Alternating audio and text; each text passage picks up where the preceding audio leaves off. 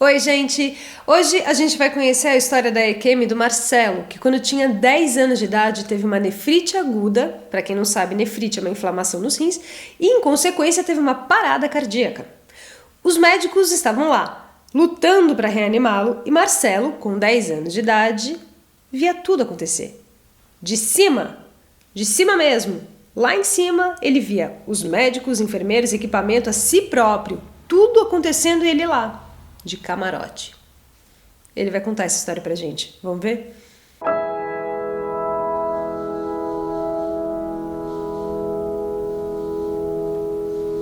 Boa tarde, Marcelo. Boa tarde.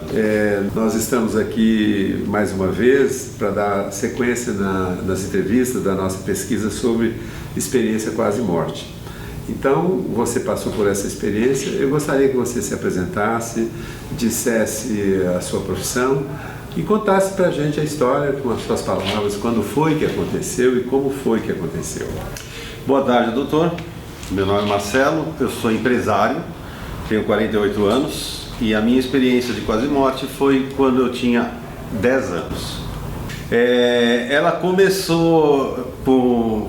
Eu tive uma doença aqui, glomerulonefrite aguda, que não foi diagnosticada, então ela caminhou,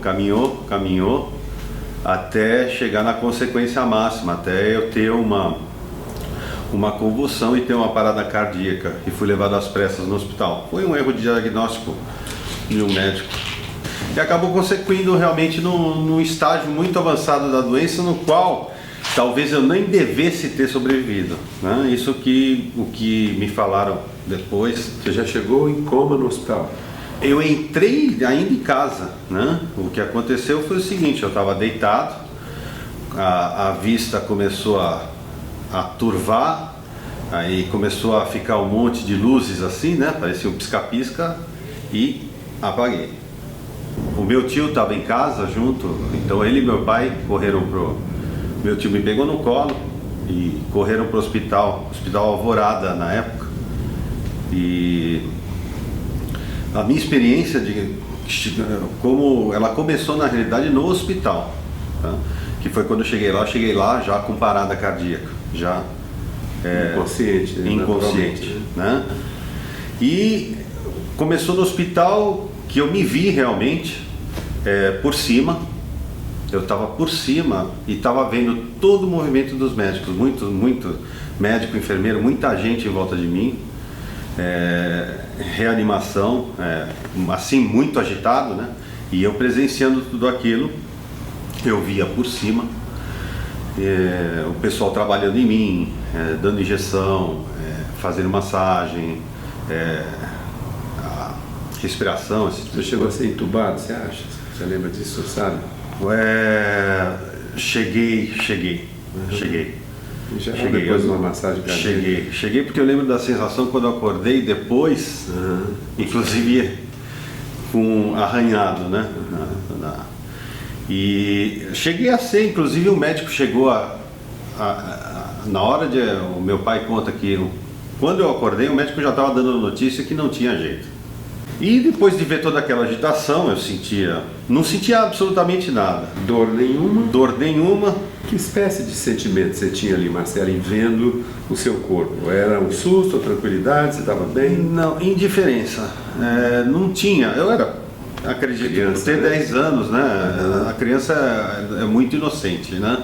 Então, não entendi, mas eu via nitidamente as pessoas, até a hora que saíram e ficou só o enfermeiro, né? No quarto. Acho que eles tinham conseguido me reanimar a essa altura, tá? Você estava lá no teto? Eu estava me olhando por cima, exatamente. Não digo no teto, eu me olhava por cima. Você via o seu corpo? Via o meu corpo. Dava para ver bem, o pessoal estava alto, né? E depois eu vou explicar o porquê que talvez eu não estivesse no teto. Tá? Pode explicar. Enfim, depois que ficou só o enfermeiro, provavelmente tinham estabilizado os sinais vitais, né? E eu vi o enfermeiro, estava olhando o monitor, talvez passando as telas, eu não sei, com alguma coisa ele estava fazendo no monitor.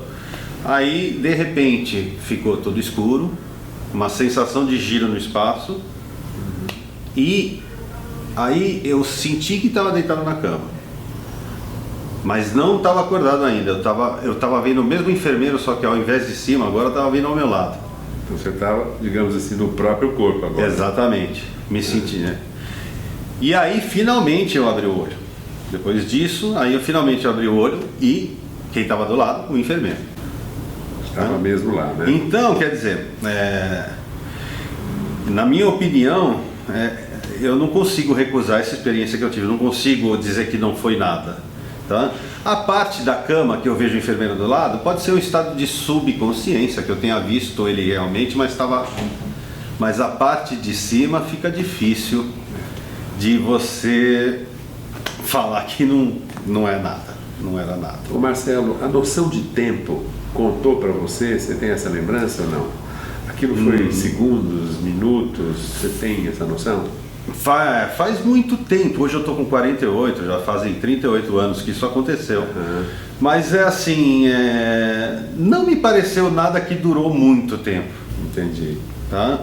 Me pareceu relativamente rápida a experiência, assim, né? E depois você soube informações dos médicos, quanto tempo você ficou em parada, né? Isso foi dito aos seus pais?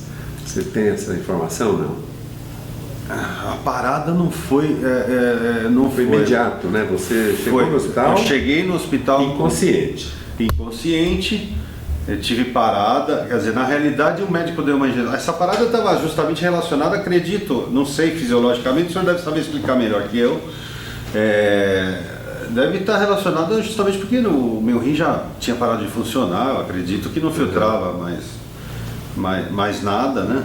Mas eu acredito que tenha sido, assim, em termos, se for pela experiência que eu tive, eu acredito que foi uns 3, 4 minutos de... Essa pergunta, Marcelo, para nós ela tem uma importância grande assim, porque quanto mais próximo da morte, quanto mais tempo você fica, é produzida uma substância no cérebro em grande quantidade. Em qualquer situação de muito estresse, de medo absurdo, de dor intensa ou de quase morte, que é uma substância que tem trabalhos mostrando que se ela é injetada numa pessoa, dimetiltriptamina que chama essa substância, a pessoa tem sensação de sair fora do corpo. E não só essa sensação. Eu vou parar aqui para te perguntar, você lembra se você tinha algum bem-estar, você viu alguma luz? Não, esse tipo de coisa não aconteceu. Não vi luz. Tá. Eu via as pessoas, realmente, eu via todo o movimento. Que estava ali na sala, né? Exatamente. Mas você não teve assim sensação de ter uma comunhão com o universo, uma coisa meio transcendental, mágica? A sensação que eu tive foi quando eu acordei, eu senti muita leveza só. Não, acordar já na cama. É como se tivesse tomado um banhão. Tá. Né? Naquele dia de calor, que você está bem suado, você toma um banhão e você fica relaxadão. Tá. Você não ouviu voz, não ouviu música, nenhum ser, uma presença qualquer, isso não aconteceu? Não. Que você lembra, não teve nada disso? Não, porque o meu foco estava em me ver mesmo. Ele está se vendo lá, já era bastante. Já era bastante para mim. Tá, não houve mais nenhum fenômeno paralelo aí. Chamasse a atenção, não, né? Nesse dia, depois desse dia, isso trouxe uma consequência na minha adolescência. Tá, então sua vida teve uma mudança em função dessa experiência. Acredito que sim. Você, com aquela sensação de estar presenciando o trabalho dos médicos e paramédicos, você guardou uma cena muito nítida, que foi a presença de um enfermeiro mexendo no monitor. Isso. Quando você volta, digamos assim, já agora na cama, não mais de cima, essa cena continuava acontecendo? Continuava acontecendo. Na realidade, eu diria que eu vi ele em 3 momentos. Por cima, ele mexendo no monitor, aí tudo apagou, né? Ficou escuro, uma sensação de rodopio no ar. Antes de acordar na cama, ao lado da cama, que aí eu já via ele de lado mexendo no monitor. E finalmente, quando eu acordei realmente, ele estava mexendo no monitor. Agora, você começou a falar assim, o que mudou para você? As consequências da experiência quase morte?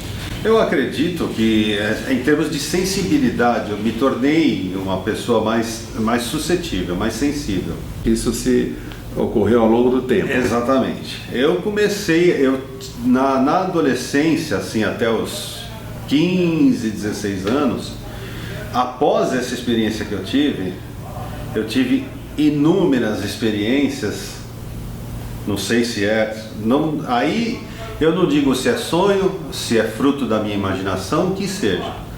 Mas eu tive inúmeras experiências de, ao dormir, sair fora do corpo. Sensação de sair fora do corpo. Vou tomar muito cuidado quando eu falo sensação, porque eu não estou provando nada cientificamente aqui. Mas tá? é o que você sentia, né? Mas é o que eu sentia. E coisas muito convincentes, tá? Tipo, eu dormi. Um dos casos que digo que é bem esquisito, eu fui pro meu quarto, fui deitar.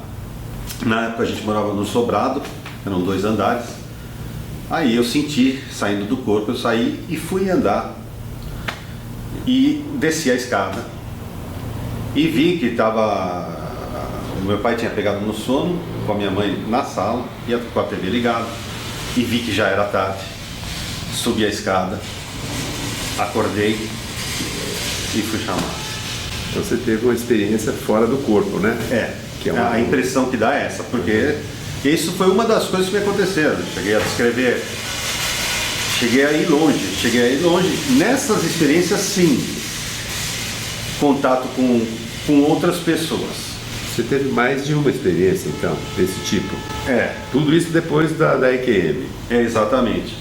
Contato com outras pessoas que não existem, que você não consegue ver, nessa sim. Mas pessoas que eram suas conhecidas ou desconhecidas? Tudo desconhecido. Então fala um pouco disso, Marcelo. Não, uma vez eu cheguei num lugar que um sujeito me falou, por exemplo, que daqui eu não podia passar, que não podia passar de lá. Então você vê gente boa e gente ruim, né? Aí eu não sei, eu estudei um pouco de espiritismo depois, né? E vi, mas tem muito a ver com isso, porque você percebe nessas pessoas que você vê quando você sai, né, quando você está nesse estado, você vê pessoas perturbadas, você vê pessoas boas, mas na maioria são pessoas perturbadas. Parecem pessoas que estão vagando, parece. Você adquiriu então esse dom, vamos chamar assim, vamos dar uma palavra para isso. E isso persiste ainda hoje? Eu durmo de bruço só para isso não acontecer de novo. Por que você acha que dormir de bruço... Porque de bruço não acontece? Se você dormir olhando para o teto, a probabilidade é maior. A probabilidade é maior. Isso foi muito forte na adolescência. Eu procurei cortar isso daí, eu procurei frear. Me incomoda. Agora, você distingue a experiência fora do corpo do sonho? Olha, ela é bem diferente. Não é sonho. Ela é um pouco diferente do sonho. Tá? Por 2 aspectos. Qual é a diferença de você estar sonhando, você está tendo um pesadelo, de você estar saindo? A diferença básica é o seguinte: uma que você enxerga tudo, é como se você estivesse dormindo aqui no sofá ao lado e tivesse essa experiência, você ia ver a sala, você ia ver o quadro, tudo onde está, exatamente no lugar onde ele está.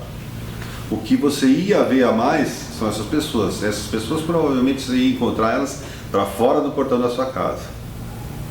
Tá? Então, quer dizer, eu não vou afirmar com 100% de certeza aqui que não é um sonho, porque eu sei que o cérebro é capaz de façanhas enormes, né? Então o fato de você ver tudo em seu devido lugar, de você poder trajetória, né? Percorrer a trajetória e decidir, você tem um poder de decisão, e no sonho você não tem tanto poder de decisão. Quando você fala, eu vejo pessoas, você está se referindo a vultos ou pessoas mesmo? Não, você vê pessoas mesmo. Com fisionomia distinta uma da outra? Sim. E comunicação? A comunicação que eu tive foi com essa pessoa que falou que eu não podia passar de um determinado lugar que eu tinha chegado. Nesses momentos alguém diz para você, daqui não passe. Exatamente. Agora, sensação emocional numa situação dessa, você tem registro? Não. Você estava ali absolutamente tranquilo de estar vivendo aquilo, como se fosse natural? Na realidade eu freiei porque na realidade eu não achava cômodo, eu tenho um pouco de receio. Dava uma certa porque é meio difícil, tem horas que você não quer e se torna, se você se apavora, assim, se você tem um sentimento de alguma reação que te dê algum medo, enquanto isso está acontecendo, parece que se torna difícil você voltar para acordar. Você não tem aquela tranquilidade, estou voltando e acabou, né? Exatamente. Não, vou voltar e vou acordar. Não é assim. E um detalhe básico é que o processo de volta no corpo depois é exatamente igual a da EQM. É um rodopio e como se você caísse em cima da cachaça de novo. Marcelo, outra coisa interessante é o seguinte: as pessoas que têm EQM, a maioria delas falam que perderam completamente o medo da morte depois da experiência. Não vou. Isso com você aconteceu? Não vou. Eu acho que ninguém. Quem afirma absolutamente. Eu não acredito em quem afirma absolutamente que não tem medo da morte. Por mais que tenha tido uma experiência de EQM, sempre é algo desconhecido. O que eu acredito, sim, é óbvio. Você não vai ter. Passar por tantas situações para simplesmente você morrer. Acabar? Isso eu não acredito. Mas essa seria uma grande sacanagem. Mas a crença sua é devido à experiência que você teve, é você refletindo sobre ela, ou não? Você nem faz associação nenhuma? Não, eu assim, com a vivência, eu acredito. Eu tenho minhas próprias teorias quanto a isso. Eu não acho possível. Eu acho que você imaginar o nada é impossível, porque eu duvido quem consiga imaginar o nada. Certo, quer dizer que a experiência que você teve, ela não te trouxe a esse patamar. Eu agora não tenho medo da morte. Você acha que ninguém consegue chegar a isso, inclusive? Eu acho que ninguém, não acredito em quem chegue a isso. Assim, as pessoas, isso daí, não ter medo do desconhecido não é medo. Você, na realidade, não é confortável você ir para alguma coisa que você não conhece. Eu acho que não é confortável para ninguém. Para ninguém é confortável. Então eu não acredito em quem fala, eu não tenho nenhum receio, esse tipo de coisa não. Quando as pessoas falam isso nas entrevistas que nós ouvimos, Marcelo, a impressão que dá é que eles se sentem como se a vida continuasse de algum jeito. Ele está morto lá embaixo, na maca, na UTI, mas ele não está morto, porque ele está vendo coisas e muitas delas acabam sendo comprovadas depois que a pessoa volta, vamos dizer assim. Então é como se ocorreu a morte física, mas de algum jeito ele está vivo ainda. Então essas pessoas, quando dizem que perderam o medo da morte, eu acho que elas estão pensando que a morte não é o fim, né? É nesse sentido. O que eu não consigo, assim, não me definir ainda quanto a pessoa, é o que você se transforma. Eu não tenho dúvida que se transforma em algo, tá? Porque no mínimo essa energia para algum lugar vai. Algo que pensa, que vê, que escuta, né? Que exatamente, no mínimo para algum lugar vai. Agora, eu não sei se vai para uma planta, se vai para um outro planeta. Você acha, Marcelo, que você mencionou aí que você ficou uma pessoa mais sensível? Sim. Você tem essa lembrança de como você era como personalidade aos 10 anos? E depois houve uma mudança que você é palpável? Não tem. Quando eu digo, talvez eu me expressei um pouco mal, talvez. Mais sensitiva. Tá? Mais suscetível eu tive... Meu irmão faleceu depois que eu me salvei, o meu irmão faleceu com 19 anos. Tá? Então, poxa, vi ele depois você teve por algumas visão. vezes, entendeu? Eu tenho umas histórias bem esquisitas. Vamos contar, Marcelo, vamos falar delas. Bom, vou contar uma bem que fica difícil de explicar.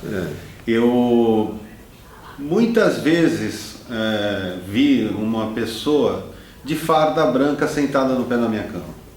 Tá? Sonho ou acordado? Acordado. Ela aparecia e ia esvaindo. Foi mais de uma vez. A minha irmã, uma vez passando no meu quarto, viu a mesma pessoa sentada no pé da minha cama. Isso começou, pelo que eu me lembro, tudo bem, 10 anos, uma criança não tem quase experiência. Pode ser que isso tenha sido natural de uma fase de adolescência para adulto, pode ter sido uma transição, mas vi muita coisa desse tipo.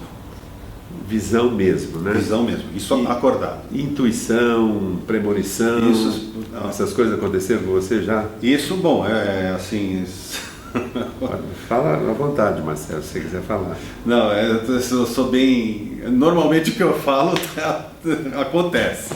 Se eu estou falando, vai acontecer isso daí, é porque acontece. Eu sou muito intuitivo. Você tem isso na sua vida, né? Sou muito intuitivo.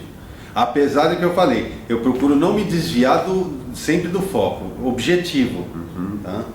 Então, por isso que talvez que eu não procure nada assim, que não seja dentro do real. Se eu estou vivendo essa vida, vamos viver essa vida. Vamos fazer dentro do real. Você não deixa essas situações interferirem demais na sua vida, né? Você é religioso, Marcelo? Eu sou um religioso fraquíssimo. Você nunca se interessou? Você falou em algum momento aí que andou... Sim, eu li literatura, Allan Kardec, procurei um pouquinho, cheguei a frequentar um pouquinho o centro espírita. Basicamente, de formação eu sou católico apostólico romano. Mas você não pratica eu não nada, sou um cara que vai à igreja todos os domingos. Tá? A minha fé, eu diria que é mais internalizada, eu não externalizo ela. Uma pergunta, assim, quando você disse que no sonho, quando você saiu do corpo, a pessoa falou que você não podia sair dali, ela mexia a boca? Mexia.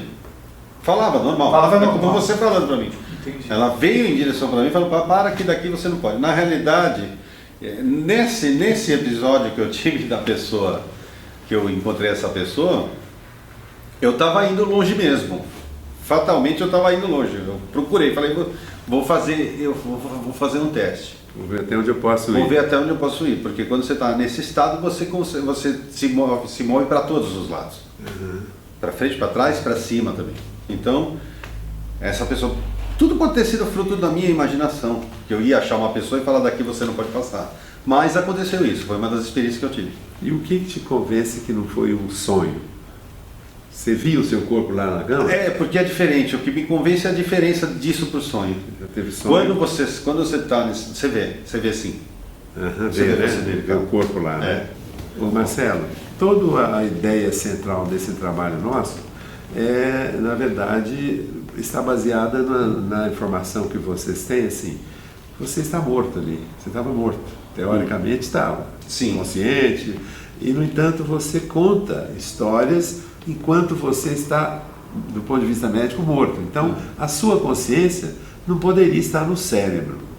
Então, a gente tem raciocinado com isso. Quer dizer, se a pessoa está, muitos casos, comprovadamente mortos, com eletroencefalograma liso, eletrocardiograma parado, às vezes até com circulação extracorpórea, em caso de cirurgia, e a pessoa, então, consegue ver tudo aquilo, descrever tudo. Então, nós colocamos sempre esse ponto. A consciência, então, ela não está localizada no cérebro. Naquela hora, pelo menos, não está. Então, eu queria que você falasse um pouco sobre isso. Como é que fica para você, agora, já adulto, com toda a sua experiência, falar disso? Você também está de acordo com esse princípio que se você está morto? Eu prefiro falar que o corpo é um instrumento. E é uma energia que movimenta ele. É como se a consciência usasse o corpo para executar as funções. Eu penso dessa forma. É uma máquina muito complexa, o corpo humano, que envelhece, mas não passa de um instrumento para expressar uma ideia. Ela não vive, tanto que ela morre, ela não vive sem energia. Exato. Então, isso que você está falando está bem de acordo com o que é o andar dessa carruagem. Porque para a medicina há uma verdade, e a ciência não abre mão disso, pelo menos por enquanto, que a consciência é produto do cérebro. É o cérebro que fabrica, com a química, com os neurônios, e fabrica. Se não há cérebro, não pode haver consciência. Mas a experiência quase morte vem confrontar essa ideia que é quase um dogma da ciência. Morreu, acabou, não tem esse negócio.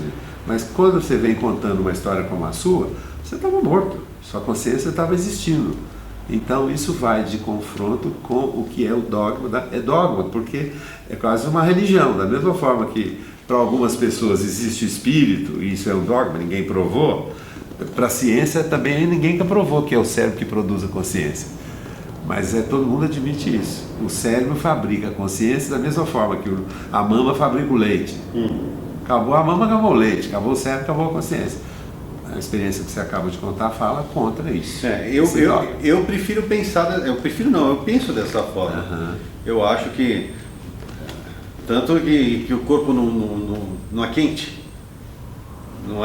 ele não é quente porque é a energia dissipada que provoca esse calor. Uhum. Né? Então, na minha opinião, o cérebro sim é um instrumento que a energia usa para formar a consciência. A imagem que você dá é muito boa e ela está bem de acordo com os maiores estudiosos de EQM, que o cérebro, o corpo, funcionaria como uma televisão, por exemplo. Né? Então, as imagens chegam à televisão e você pode vê-las, mas desliga a televisão, acabou. Mais um mistério.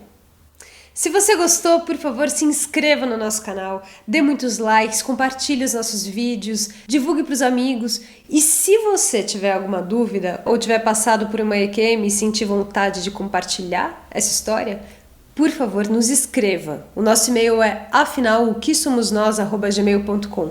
Essa busca é de todos nós. Até a próxima e muito, muito, muito, muito obrigada pela sua companhia.